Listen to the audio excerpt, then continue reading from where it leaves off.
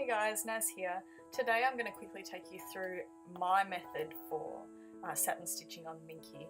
It might not be the absolute correct method, but it's what I use and what I find successful.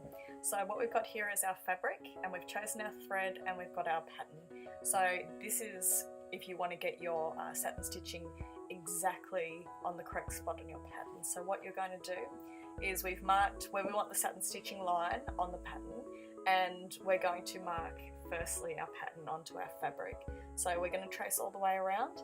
In this case I'm using a friction marker which can be removed by heat, so you can iron it and the ink will come out. So now I'm going to cut the pattern piece so that I can draw where I want that satin stitching line exactly on that pattern. So now what we're going to do is we're going to go to our machine and we're going to put our thread in and put our corresponding bobbin thread in. So on medium to light fabrics I'll just use white, and on very dark fabrics I'll use black. So you can see me here just putting my white bobbin thread into my machine, and now I'm going to put my thread that I've chosen into the machine, and this is just an embroidery thread, so it's a bit shinier than the normal sewing thread, and that's fine to use. So I'll just thread my machine here, and now we've done that. So we're going to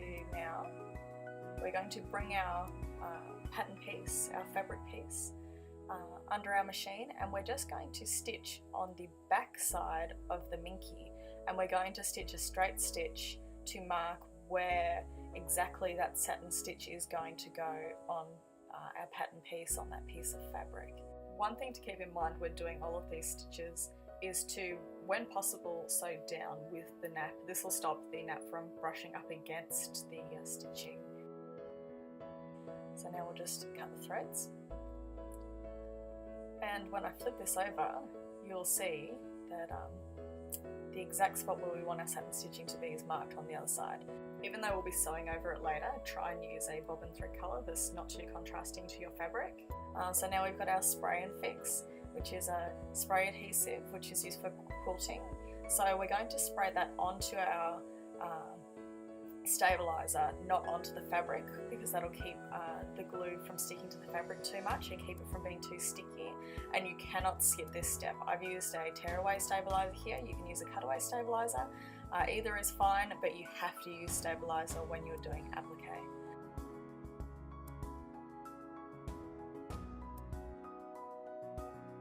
So now we've done our straight stitch, I'm changing that to zigzag stitch, and you're going to have to fiddle with these numbers on your machine.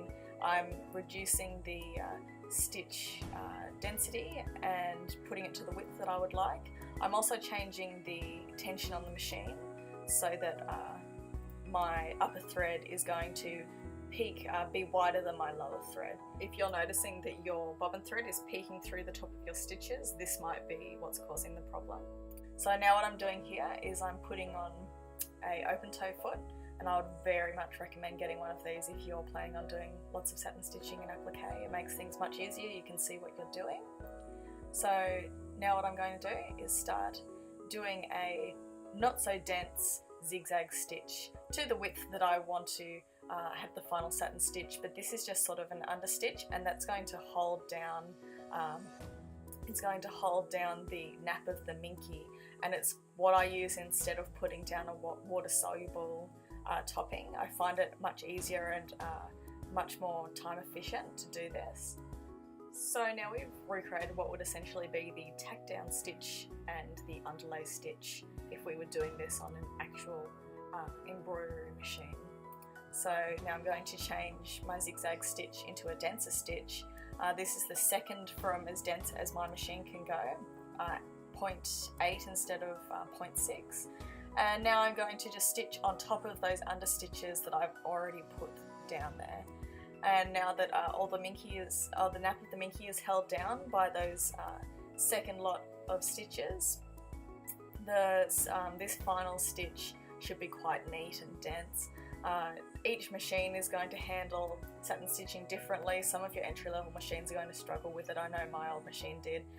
It can definitely be hard to get that denser stitching on a not as powerful machine.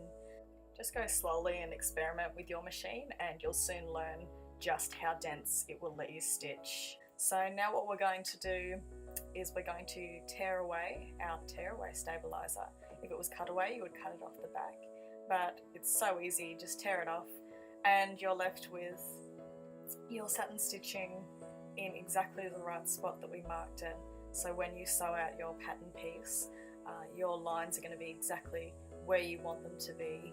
When you're satin stitching, the more fluid a movement you can get when you're sewing, the smoother your lines will be. So just keep that in mind rather than stopping and starting over and over again.